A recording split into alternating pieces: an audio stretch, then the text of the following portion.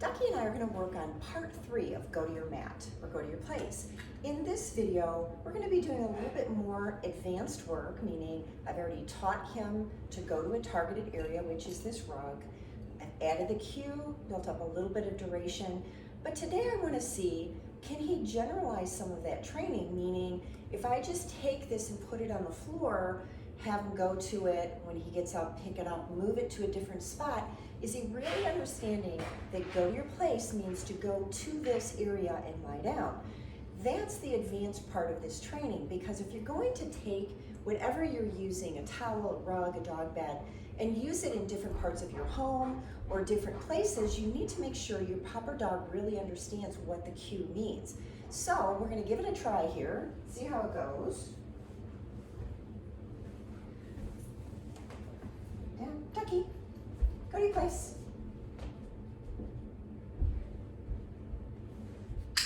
So again, for Ducky, go to his place means to go to this area and lie down, and to not move until I cue him, release, to release. That's his word that tells him he can get up and move.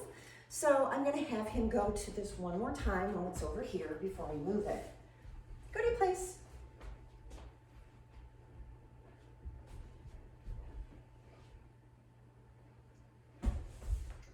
You can see he hesitated a little bit. He's thinking, trying to make sure, okay, is this what she wants me to do? That's why it's really important that you're quiet. Don't keep repeating the cue because you think he didn't hear it or he's choosing not to listen to you. It's processing information. The quieter you are, the more he can think about what it is he's supposed to do. Again, he's going to remain in this position until he hears release. Then he can get up and go. Now, let's see if he can do this in another place. Go to your place.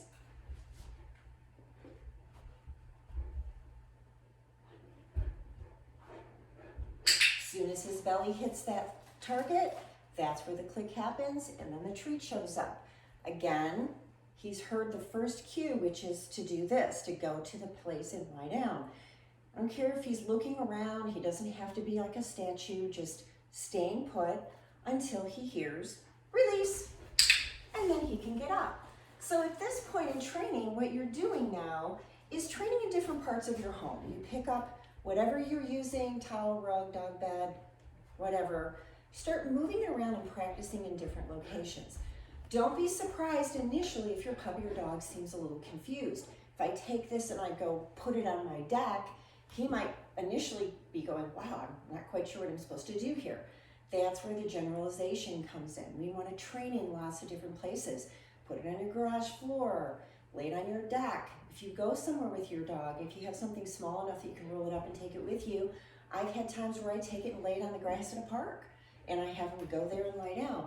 This really just becomes a magnet of a way to contain and calm your dog down if you take them somewhere. You can take this to the vet, lay it on the floor. I would wash it when you come home though.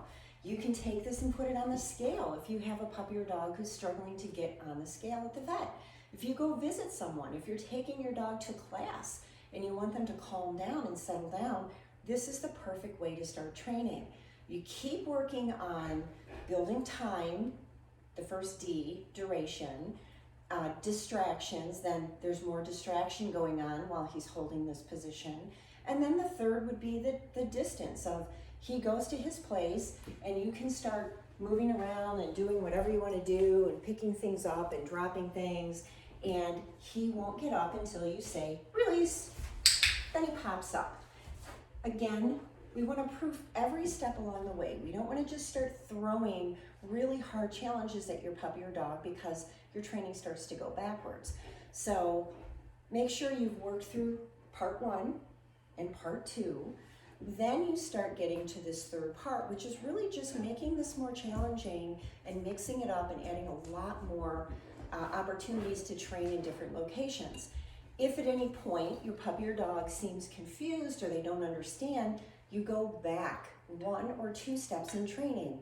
Because if they really don't understand that cue of go to your mat means to go here and lie down, and I'm going to wait now and see if Ducky can follow it because he's sitting while I'm asking him to do it. So that again, it's different for him. So I'm going to wait and see what he offers me.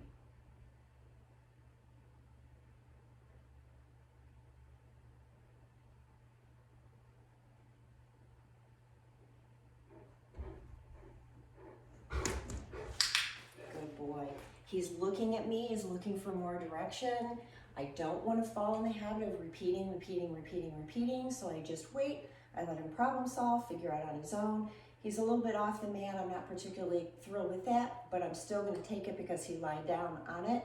What I will do before I end a training session, release, is get him to do it the way I want him to do it. I always want to end on a high note with him getting it right.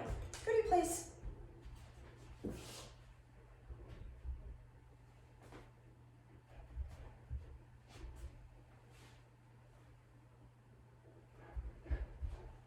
Good boy. So whenever my puppy is training, or my dog, Ducky's still a puppy at 7 months, if he's doing something a little bit sloppy and I know through previous training sessions that he can do it correctly, I try to give him one more chance to get it right. That's where I end my training session. I always want to end on a high note. So work through the first 2 videos, then start working on this one. Again, he's starting to break, so I'm gonna wait until he puts himself back where he was before I release him to move.